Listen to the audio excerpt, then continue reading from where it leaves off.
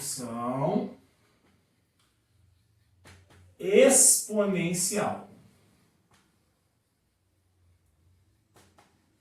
Tá? Ela, muitas vezes, no primeiro momento, ela é confundida com a função quadrática. Mas tem que tomar cuidado. Por quê? Quando eu falo de função exponencial, eu estou falando de um y, que é igual a uma f de x, que ela tem essa configuração a elevado a x. O a é uma constante, que eu vou chamar de base. Mas em nada ela tem a ver com y igual a x quadrado. Vocês percebem? Essa formação, essa segunda aqui, ela quer dizer para mim que a variável ela está na base. O x está na base. É a função do segundo grau. No expoente eu não tenho nada que varia, porque é um expoente quadrático. Poderia ser cúbico, quarta, quinta, seriam funções polinomiais. Aqui eu vejo nitidamente que a minha variável x, ela está onde? No meu expoente. Esse a que está aqui é o que nós chamamos de base. Ele é uma constante, tá? Vou te dar alguns exemplos, tá? Por exemplo, se eu pegar esse cara aqui, y, por exemplo, que é igual a f de x, igual a 2 elevado a x. Olha lá. Isso aqui é um exemplo de uma função exponencial. Tá vendo? Porque a minha variável x, ela é uma variável que está no expoente. E aqui, exatamente a ideia da função exponencial, função cuja variável está no expoente, tá? Mas aqui, gente, eu tenho uma informação muito importante que eu vou colocar aqui de baixo. Essa base aqui da função exponencial, ela não pode ser qualquer número que eu queira, tá?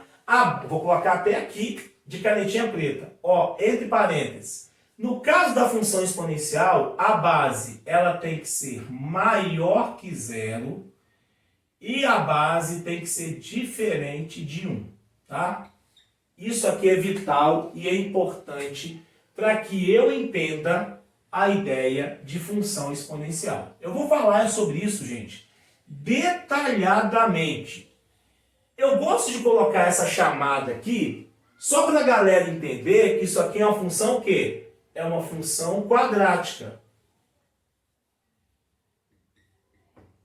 E a galera acaba confundindo a rodo.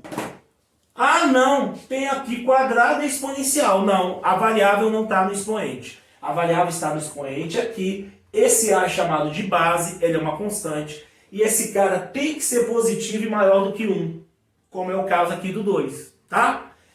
Exemplo, g de x igual a 1/4 elevado a x.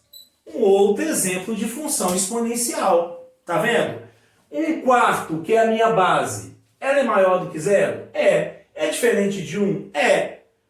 Isso aqui, gente, é função exponencial. Mas isso aqui, por exemplo, ó, menos 2 elevado a x, não é função exponencial.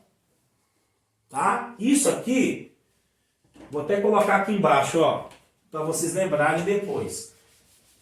É função exponencial, f de x igual a menos 2, entre parênteses, elevado a x. Eu vou até fazer um risco de caneta vermelha, tá? Não é função exponencial. É e não é, tá?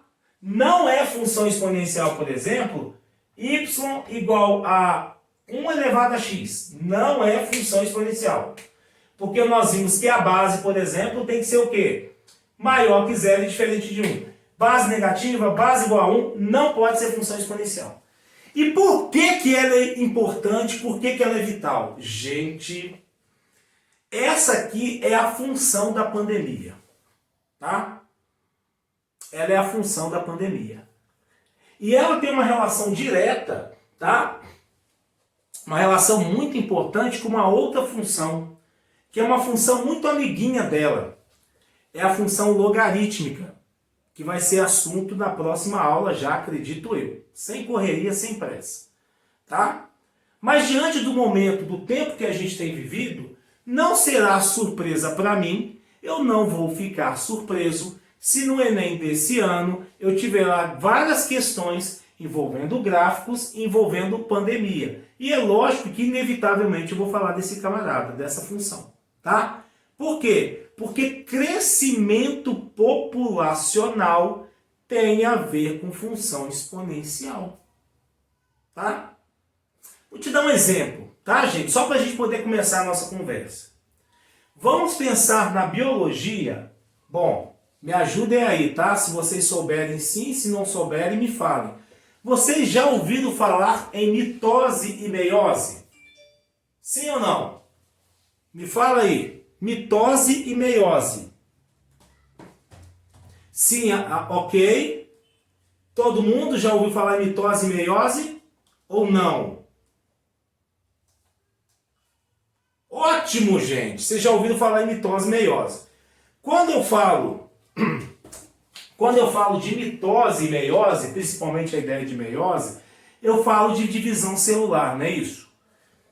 Se você pensar, por exemplo, no zigoto, e você vai tendo a divisão celular, imagine lá, por exemplo, você tem uma célula, que é o zigoto, aí faz a divisão celular, vai para duas, aí cada uma mais duas, cada uma mais duas, mais duas, mais duas, mais duas, mais duas. Então, no primeiro momento eu tenho uma.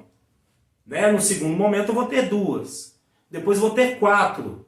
Depois eu vou ter 8, 16, 32. Se cada uma fizer a divisão e se bipartir em duas, eu vou ter sempre potências de 2. Aqui, ó. No instante zero, coloca x igual a zero. 2 elevado a zero, no primeiro momento eu tenho 1. No instante 1, eu não sei quanto tempo depois, tá, gente? Biologia é só para vocês terem uma ideia do que a gente está falando. Depois do primeiro instante, eu vou ter 2. Depois da primeira separação, bipartição, né, divisão, eu vou ter 2. No segundo momento, eu vou ter 2 ao quadrado, 4. No terceiro momento, 2 elevado a 8, 16, 32, até você ter milhões, trilhões, bilhões, aí vai embora, tá? Então, quando você pensa em divisão celular, você pensa em meiose, por exemplo, você pensa em mitose, se você pensa nessas ideias, eu tenho divisão, eu tenho potências de 2, tá? Já ouviram falar em tempo de meia-vida? Digita aí para mim, sim ou não, no chat. Tempo de meia-vida, vocês sabem o que é? Já ouviram falar? Sim. Todo mundo, tempo de meia-vida? Sim ou não? Eu conto para vocês, tá? Então, ó, o que é tempo de meia-vida? Ótimo! O tempo de meia-vida não é exatamente o tempo necessário para que uma determinada substância se reduza à metade da quantidade inicial. Se eu estou falando à metade, eu estou falando de uma função, por exemplo, com essa cara aqui, ó. Pense na função y igual a meio elevado a x. No instante zero, meio elevado a zero, eu tenho 1.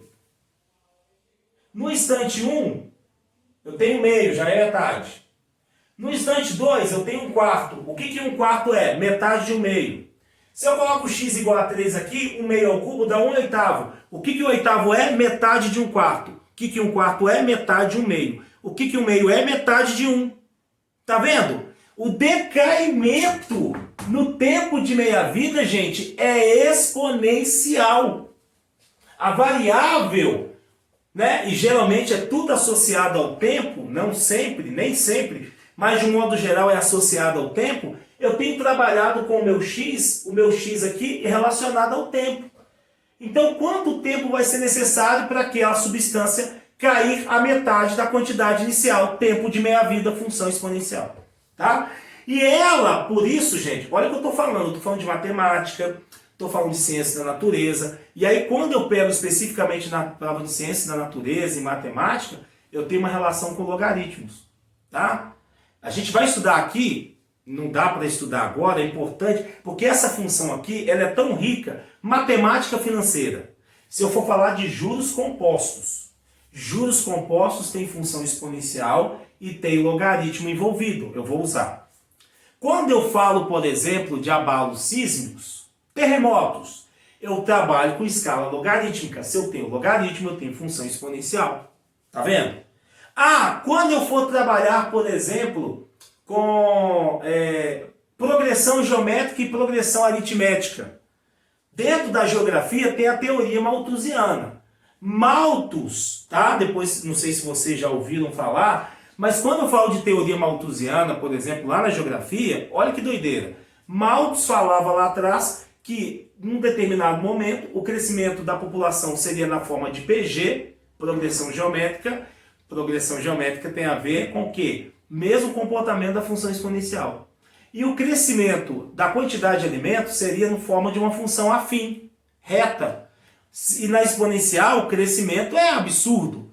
Reta, o crescimento é linear, é proporcional, sempre a mesma taxa de crescimento, com a população crescendo absurdamente e a quantidade de alimento não acompanhando, ia ter fome. Essa era a teoria dele. Está lá na geografia. Se está lá na geografia, lógico que eu posso mexer aqui na prova de matemática também.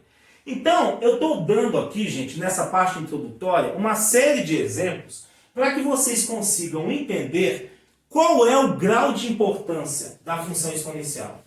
E se eu tenho essa relação direta com populações, com crescimento populacional, com divisão celular, pandemia está aí, crescimento de vírus, um montão de coisa, gente, é uma função que ela tem um prato muito cheio de oportunidades e possibilidades de estar na prova do Enem desse ano, tá? Esse é o meu palpite. E aí eu posso juntá-la, eu posso misturar com função afim, como eu acabei de falar, dentro da ideia da teoria malthusiana, tá? Mas eu posso também mexer com função afim lá dentro de quê? De juros simples e juros compostos. Quando a gente for estudar juros simples e juros compostos, eu vou mostrar para vocês que juros simples, crescimento na forma de reta, função afim. Juros compostos tem tudo a ver com função exponencial, logaritmo, tá? Progressão aritmética, tudo a ver com a função afim. Progressão geométrica, tudo a ver com função o quê? Exponencial. Tá vendo? Tudo misturado num grande balaio. A gente vai separar, a gente vai esmiuçar isso tudo, tá bom? Gente, conseguiram acompanhar a ideia inicial? Alguma dúvida até aqui? Estou indo muito rápido. Aguardando o delay. Digitem aí no chat. Tá tudo ok. Para todo mundo. Peço por gentileza que todos se manifestem, tá, gente? É importante para saber. Ótimo, tá? Então, bacana. Eu preciso que vocês tenham essa percepção, porque eu sei que vocês estão estudando as outras áreas também. Aí chegou lá. Ah, o Paulinho falou que isso podia estar aqui mesmo, né? E possivelmente vai estar, tá? Beleza, gente. Não vou apagar ainda não. Mania de apagar o quadro, né? Então, diante disso, o que eu tenho para a minha função exponencial? A primeira coisa que a gente vai olhar é o gráfico dessa função, tá? É o gráfico. À medida que a gente for estudando, gente, os gráficos, os comportamentos, eu vou dando alguns exemplos que estejam relacionados tanto à matemática como a alguma outra área do conhecimento, tá? Então, quando eu trabalho com gráfico, eu tenho que lembrar de quem? Eu tenho que lembrar, gente, em primeiro lugar, da base. Ela pode ser maior que 0 e pode ser diferente de 1. E aí eu consigo separar isso em duas faixas, tá? Se o A for maior do que 1, é uma possibilidade. Ou quando o A estiver entre 0 e 1. Tá vendo? Por que isso? Vamos lá, tá? O A entre 0 e 1, bom, o A tem que ser maior que 0. E o 1 é o meu divisor de águas. Eu posso pegar todo mundo maior que 0, chegando até 1. Ele não pode ser 1. O 1 separa. Mas eu posso ter de 1 para frente também. E aí, nesse caso, o que vai acontecer? Essas funções, elas serão, se o A for maior do que 1, essa função vai ser uma função crescente. Só uma perguntinha, consegue enxergar esse azul? Se tiver muito claro, eu apago. Digita aí para mim. Beleza. Todo mundo consegue enxergar. Ok. Então, crescente, tá? Se o A estiver entre 0 e 1, ela vai ser decrescente. E como que isso seria esboçado em termos de gráfico, Paulinho? Seria assim, ó, tá? O gráfico aqui com o eixo X, eixo Y, tá bom? Aqui eu vou ter X e Y de novo. Prometo que eu dou um tempo para anotar, tá, gente? Vocês não precisam ficar desesperados, não. O importante é vocês acompanharem a ideia, tá? Acompanhando a ideia. Depois vou dar um exemplo para a gente poder discutir, mas o importante é acompanhar a ideia. Então eu tenho aqui, por exemplo, x e y e x e y. No caso da função a maior que 1, função crescente, é como se tivesse esse comportamento assim, ó. Decrescente é como se eu tivesse um comportamento assim. Olha que interessante. Esse ponto que está aqui, nós podemos saber se a função ela tem essa cara aqui, ó, y igual a a elevado a x, lembrando que a é minha base. Se essa função aqui é minha função y igual a elevado a x, vou escrever aqui.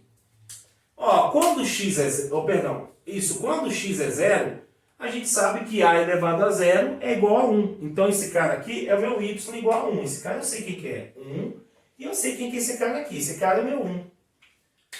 Mas olha que doideira. Vocês estão vendo que essa função ela vai caindo, ou melhor, ela vai crescendo. Por quê? O x está aumentando, o y está aumentando. Então essa é a função crescente. O x aumenta e o y aumenta. Aqui ela é decrescente, quando está entre 0 e 1. O x aumenta da minha esquerda para a direita, esquerda, direita, mas o meu y vem diminuindo. Mas vocês percebem no meu desenho, aqui no meu desenho, que não toca o eixo x nem aqui nem aqui.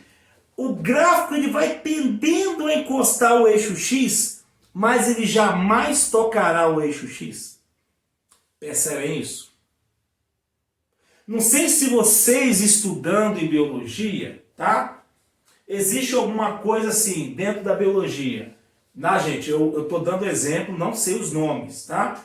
O crescimento real e o crescimento que seria ideal, né? Você pega uma população, por exemplo, não sei se vocês já viram isso, tá? Você pega uma determinada população, por exemplo, o que seria o crescimento real dela? Sei lá, começa com uma quantidade de indivíduos, o ideal seria esse.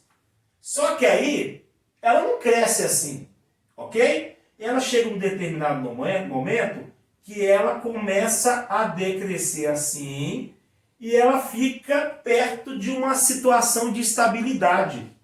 Já viu um gráfico como esses na biologia? E aí você pensa na pandemia, exatamente isso. Você vai crescendo, né? Número de casos, número de pessoas infectadas. Por quê? Porque você tem um vírus, é população de alguém, de repente essa população, essa curva começa a estabilizar, depois ela começa a cair. Não é isso? Isso dentro de população lá em biologia, esse seria o crescimento real. Se isso acontecesse de fato, imagina quantos seres humanos eu teria na Terra. Uma quantidade infinita, já era para ter acabado, esgotado os recursos há muito tempo. Ah, mas então quem faz esse controle lá na biologia? A temperatura, às vezes uma determinada doença, às vezes algum determinado predador, se eu estou falando de animal, cadeia alimentar, tá? Só para vocês entenderem a ideia. Então essa curva ela é controlada e de repente o que acontece? Ela tende a estabilizar, ela não toca essa reta aqui, ela tende a se aproximar no seu ótimo. Pode até que tenha um decaimento depois, tá? Isso acontece na biologia. E quem que explica isso? A matemática. Porque essa reta que está aqui em cima, limitadora do meu gráfico, é muito importante. E muitas vezes os professores não falam disso, tá? Essa reta na matemática ela tem um nome especial. Ela é chamada de assíntota. Vou escrever aqui, tá? Melhor. Vou fazer direitinho, tá? Depois eu faço lá do outro lado. O nome se escreve assim, ó. Assíntota. Tá? Com 2 S.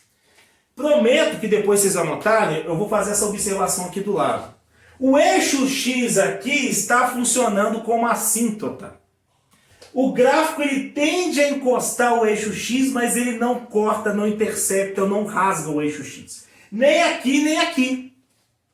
Vai tentar se aproximar de zero, mas nunca vai ser zero. Te faço uma pergunta. Pensa comigo. Tem jeito de 2 elevado a x dar zero? Pensa. Se o x for zero, 2 elevado a zero dá 1.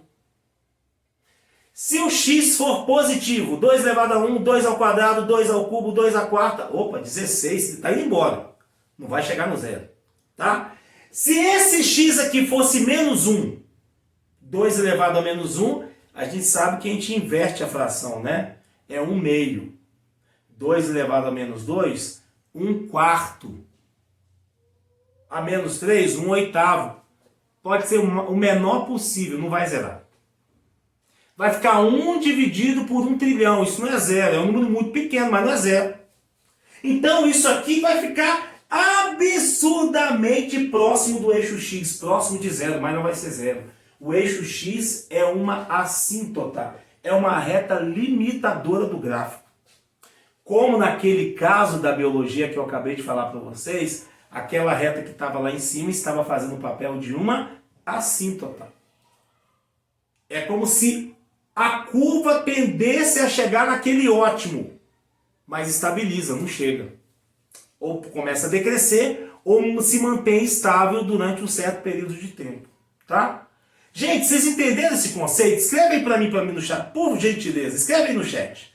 Sim ou não? Vocês conseguiram entender o que é uma assíntota? Esse trem tá na prova de matemática, tá na prova de biologia, tá? Pode aparecer em vários outros... Gente, digita aí sim ou não. Se não, eu vou explicar de novo, não tem problema nenhum. Fui claro ou não? Aguardando o delay. Ótimo. Fui claro para todo mundo?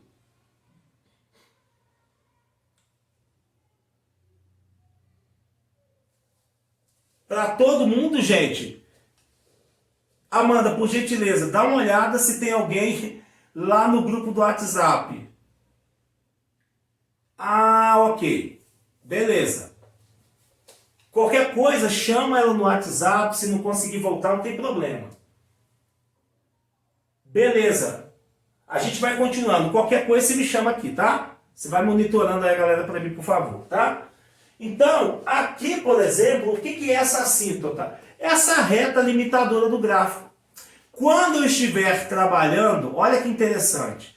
Quando eu estiver trabalhando com função exponencial, muita atenção, quando eu estiver trabalhando com função exponencial, sempre que eu estiver com função exponencial, a assíntota vai ser horizontal. Então, não sei, vocês querem um tempo para anotar? Quer? Antes que eu apague, já ia apagar. Quer um tempinho para anotar? Sim ou não?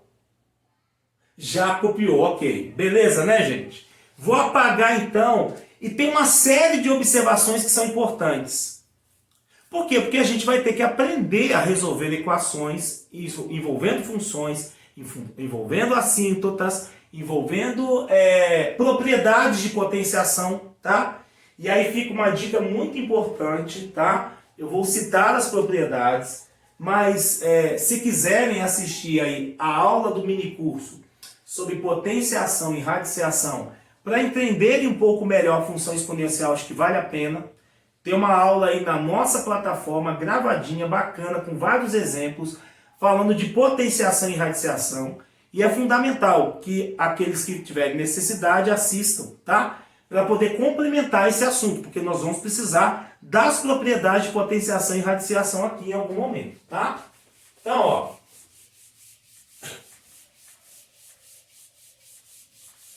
Então, primeira observação que eu quero colocar para vocês, tá? Primeira, observações. Primeiro, na função exponencial,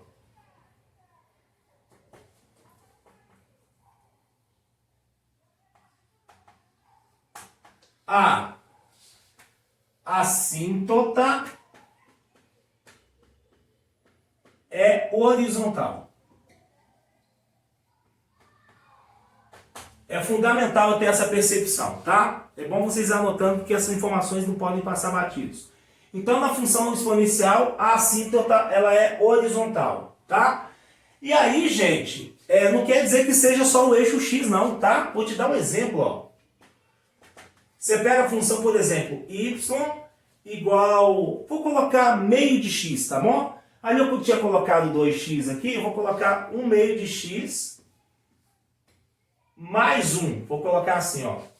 Isso aqui é uma função exponencial, ó lá. O meu x está no expoente, tá? Na hora que eu construir esse gráfico, olha que interessante. Eu construo o gráfico. É esse cara aqui, gente, que vai ser a minha assíntota, ó. A assíntota ela sempre vai estar horizontal ao eixo x, tá? Paralelo ao eixo x. E é esse cara aqui que vai determinar a minha assíntota. A reta que vai limitar o gráfico. Esse cara é minha assíntota. Então, se é 1 positivo, eu venho cá no eixo y, ó. Aqui no eixo y, o 1 positivo. Então, aqui, por exemplo, vai estar a minha assíntota. Vou pontilhar, ó. Tá vendo?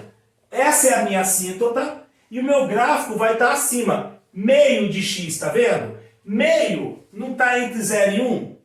Se está entre 0 e 1 aquela base, a função é o quê? Decrescente. Então a função vai ficar isso aqui assim, ó.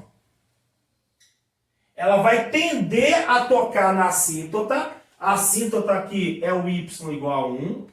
Tá? Essa é a minha assíntota. Tá? Essa é a minha assíntota. Ela vai tender, a função vai tender a tocar o eixo, mas não vai tocar. Tá? É isso que acontece. Se fosse o A positivo, aí seria maior que 1. A função seria isso aqui, por exemplo. Tá?